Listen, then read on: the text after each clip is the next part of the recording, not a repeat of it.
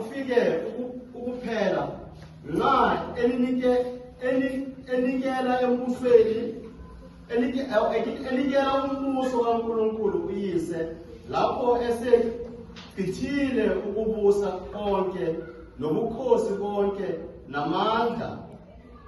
Yaza lama verse lawo bengifuna kube uyawarecorda ne, because nxa sekufikile ini ukuphela ufuna ukusho njani nezizwe zalana ngifunda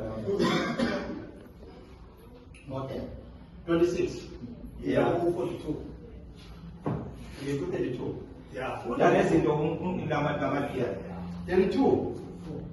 Uma ngalwa nezilo eEfesu okwabantu ginanzuzoni uma abafileyo bengavuki masidle siphuze ngokuba ngomuso sizakufa. Then chapter 42. Mayithi ngomuso sami usho ukuthi desakende kusizokufa nje singavuki. Sife vele. There's no hope. Okay. There's no hope. 42. Kunjalo nokuvuka kwamafileyo kuhlanyelwa kunokubona kuvuswa kunokungena kubona.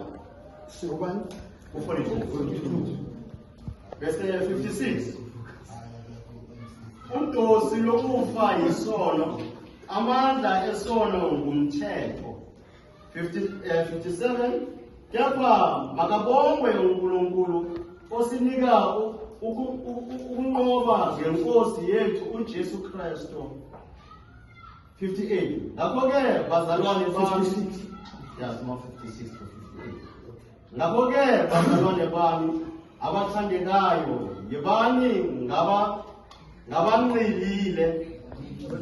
ngabagqilile abangacekiyo abavame njalo emsebenzini weNkosi, nazi ukuthi ukusebenza kwenu akusilo ize eNkosini. Okay, le ncwadi le ekhulunywa uBishop manje uPaul abazalwane la ukhuluma amastanza ayi4 uphendula 4 embuzo. Number 1, from verse 1 to verse 12 ukhuluma ukuthi there is a name Christ, the face reality. La ukhulumela ukuthi uma sikholwa uJesu ngokholwa kungakuphawula ukuthi ngikhumbuza ivangeli engalishumayelayo nenimkile nikhona imbazalwane. uPaul uthi uyabatshela ukuthi yiziphi izinto ezinisivangeli Bishop, because uma lezinto lezi ezinisivangeli sizichitha ivangeli lethu alinayo into ekuthiwa yi-standing. Now into yokuqala ukuthi uJesu wafa ngenxa yezono zethu, uJesu wambelwa. Lezi zinto lezi ukuthi uJesu wafa kuma uPaul in 1 Corinthians ukuthi izwi lesiphambano lingubula kwababhubhayo kodwa lingamandla thina esenza njani bazalwane esiphilayo.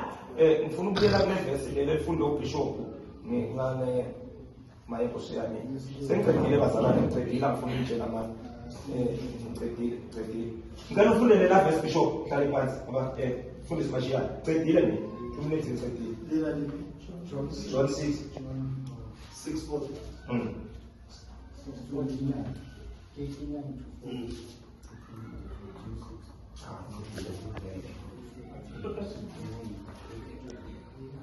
Lokhu kuyintando yomthumileyo ukuba konke angiphe khona ingalahlekelwa lutho kukho kodwa ikuvuse ngomuhla ukuphela.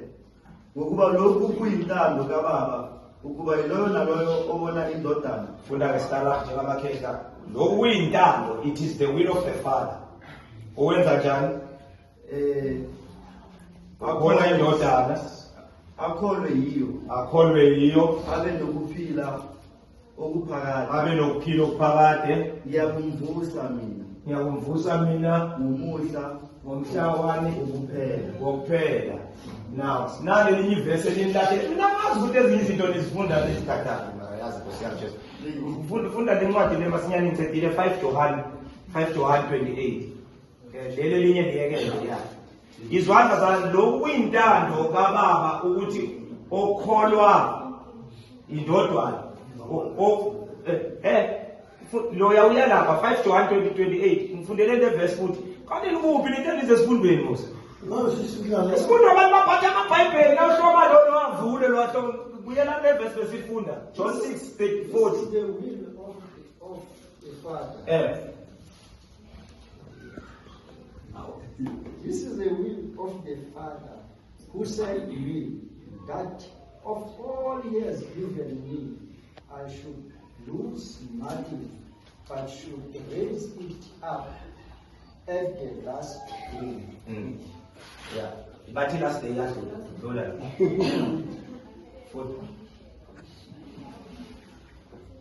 And this is the will of him who sent me, that everyone who sees the Son and believes in him may live everlasting life, and I will raise him up on the last day.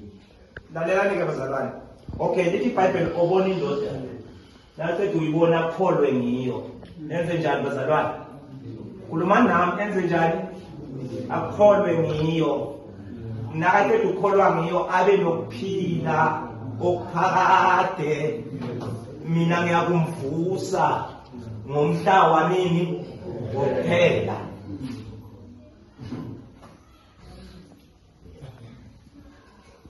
Lo muntu lo ubona indodana akholwe ngiyo abe nokuphila okuphakade. Lo muntu ayovuswa ngomhla wanini wokuphela. Bathi umhla wokuphela waphela mhla uJesu evuka abavusa abantu emathuneni. Funda le verse ngicedile 5 John 28. Yeah. Ningamangali ngalokhu ukuba isikhathi siyeza lapho bonke abasemathuneni bayakulizwa izwi layo. Benzeni 29. Abenze okulunga baphumele ekuvukeni kokuphila, abenze okubi ekuvukeni kokulahlwa. Yebazalwane, lalelanda. Incwadi le ka 520 le ncwadi le angithi yanibhayizisa bazalwane. But le ncwadi le Bishop abayikhulumayo, oyibona kafundi izenzo 24 verse 15.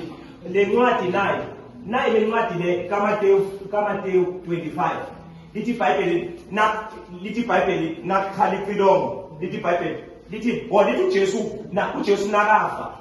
Yeah. Lithi iBhayibheli uJesu nakawafa. Lithi iBhayibheli kwachekeka amadwala kwavuleka amathuna. Angilisho njalo. Lithi iBhayibheli kwaphuma 2 group or kwaphuma 1 group. Lithi iBhayibheli kuyovuka ngapi? 2 group.